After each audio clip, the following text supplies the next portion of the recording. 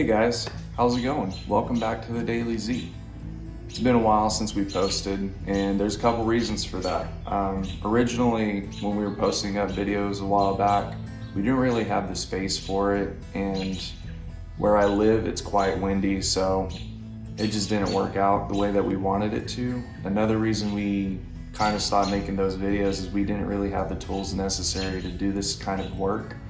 So we put it on hold and we started collecting tools over time so we could start doing this the right way, because I was tired of getting halfway through it and realizing that it wasn't done the way that I wanted it to be done. It wasn't done correctly.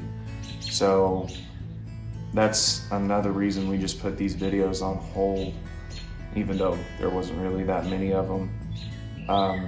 There's been quite a few changes to our fleet too. We had a couple cars that you've seen on the videos. A good amount of those are gone. And right now we're actually working on this 1986 Iroc Z 28 Camaro. And there's a couple things that we have left on the engine bay. So I'm gonna go ahead and show you some of the parts that we've already got, because over time we've been collecting the parts to get this done. And I'm pretty excited to see what's going to happen in the next coming weeks. So let's go ahead and get to this.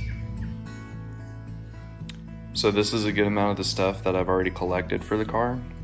We got a PA Racing crossmember, some fuel line. That whole fuel setup is from Hot Rod Fuel Hose. Got some gauges from Speed Hut.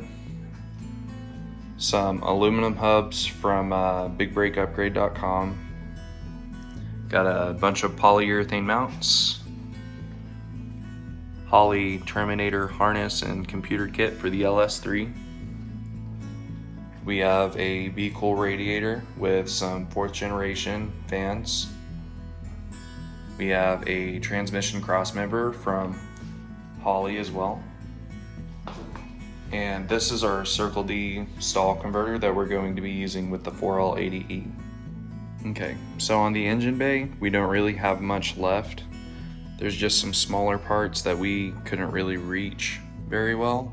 So I got some brush bits to put on the end of my drill so we could get to them a bit better. They're just in tighter areas, so we can't really get to them without the tools. So just gonna show you guys around. Right here, the battery tray was actually rusted really bad, so I ended up cutting it out.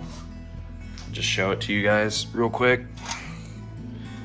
I mean, I could have probably saved it somehow, but I didn't really think it was worth it. But later on, we plan on putting in a turbo anyways, so I figured we could use some of the space from when I put an intercooler up front to run piping through right here to the engine. So that's probably the plan for now. We're gonna go ahead and move on to the motor. I just wanted to show you guys a quick shot of the motor real quick. This is just a 6.2 liter V8 LS based motor that we're gonna be putting in the car. Pretty much almost everything except for the block and heads is brand new on this car. All the internals are new.